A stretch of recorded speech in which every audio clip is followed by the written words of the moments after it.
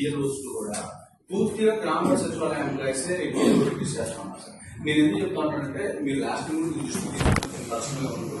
మా రిక్వెస్ట్ ఏంటంటే sir election commission of India ఇచ్చిన ఇన్స్ట్రక్షన్స్ లో కూడా 14 డిఫరెంట్ టైప్ ఆఫ్ ఎంప్లాయీస్ ని అపాయింట్ చేయాలని చెప్పి 48,000 ఎంప్లాయీస్ బిఎల్ఓ సచివాలయ ఎంప్లాయీస్ ని అపాయింట్ చేయాలి. నేను ఏం చెప్పేది ఏంటంటే సార్ సిఎస్ గారు దీన్ని తప్పుడు మీటింగ్స్ లో కలిసి కానీ పర్సనల్ గా కలిసి కానివ్వండి ఈ ఒక రేషియో మెయింటైన్ చేస్తూ ఈ ఎంప్లాయీస్ అందరికీ ఈ డ్యూటీస్ ని డివైడ్ చేస్తూ వేస్తే బాగుంటుంది అనేటువంటిది మా తరఫున ఒక సబ్మిషన్ సార్. దీని గురించి నేను చెప్తాను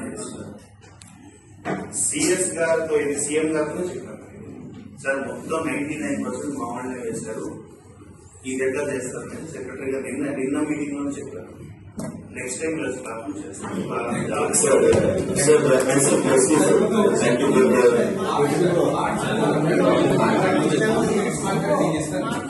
సార్ ఇంకొకటి ఏంటంటే sir last time secretary sir meeting అవుతుంది 45 days ఒకసారి ఎంప్లాయీస్ అసోసియేషన్స్ తో తమరి ఆధ్వర్యంలో సార్ గారి అధ్యక్షులు మీటింగ్ కండక్ట్ చేస్తామని చెప్పారు.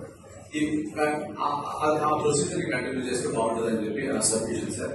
ఇంకోటి చెప్పారు కొలీగ్ ఆటోమేటిక్ అడ్వాన్స్మెంట్ స్కీమ్ కూడా లాస్ట్ కూర్చున్నప్పుడే చెప్పారు సార్ కూడా నేను ఎక్కడికి వెళ్ళినా చేంజ్ చేస్తానమ్మా ఇది 45 days నెక్స్ట్ మీటింగ్ వచ్చే లోపల కంప్లీట్ చేస్తున్నారు. మీరు ఆ ప్రాసెస్ లోనే ఉన్నారు. కొంచెం ఫాస్ట్ గా అయ్యేలా చేస్తే బాగుంటుందని సార్ సబ్మిషన్. ఇంకోటి రేషనలైజేషన్ లాస్ట్ మీటింగ్ లో మీరు February 18 కూర్చున్నప్పుడు రేషనలైజేషన్ అనేటువంటిది మనం కేటగిరీస్ గా డివైడ్ చేసి మనం చేసినా కూడా సార్ ఎక్కడ కూడా దానికి సంబంధించిన ఒక 6 members ఉన్న ఎంప్లాయీస్ కూడా 3 members ఉన్నారు.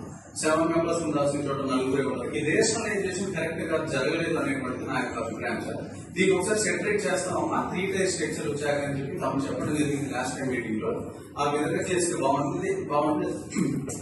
బాగుంటుంది అనేటువంటి సబ్మిషన్ సార్. అంటే మనం ఏ కేటగిరీలో 6 members ఉండాలి, బి కేటగిరీలో 7 అలా లేకపోవడం వల్ల ఏమవుతుందంటే సార్ ఒక 8 members చేయాల్సిన పని అక్కడ ఉన్న 2 చేసేసరికి ఒక ఎంప్లాయీకి వచ్చేసరికి 120 పెన్షన్స్ వస్తున్నాయి. ఏదైనా క్లస్టర్స్ పెరిగిపోతే తప్పబెట్టేది కూడా జరుగుతుంది సార్. ఇంకొకటి కూడా సార్ మా ప్రజలు చెప్పేటప్పుడు లాస్ట్ టైం ఏంటంటే సార్ వర్క్ ఎథిక్ వల్ల కానివ్వండి ఇంకో రీజన్స్ వల్ల కానివ్వండి సిఎస్డబ్ల్యూఎస్ ఎంప్లాయీస్ చాలా మంది ఒక నియర్లీ 40-50 members నుంచి ఇవ్వడం జరిగింది సార్.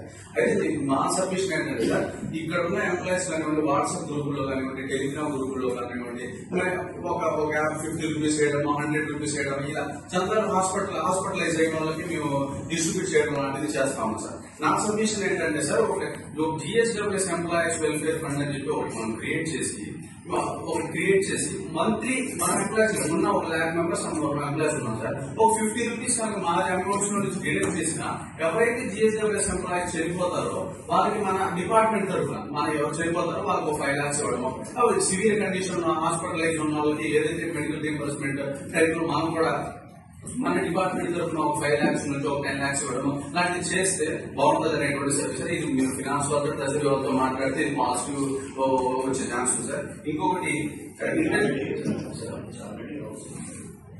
హౌసింగ్ లో ఉండి ఆయన చెప్పింది మంచి పాయింట్ స్పౌస్ అయిపోయిన తర్వాత మ్యూచువల్ చేస్తా ఉన్నారు. అది పిఓఆర్ఎస్ అయిపోయిన తర్వాత దాని మీద ఒకసారి దృష్టి పెట్టబోతుందని చెప్పి రిక్వెస్ట్. ఇంకోటి మీరు చెప్పినట్టే లాస్ట్ టైం డ్యూస్ ఆటోమేటిక్ గా అప్రూవ్ చేసేసి అదైతే అవ్వలేదు సార్ గ్రౌండ్ లెవెల్. దాని మీద ఒకసారి పర్సూ చేస్తే మన జిఎస్డబ్ల్యూఎస్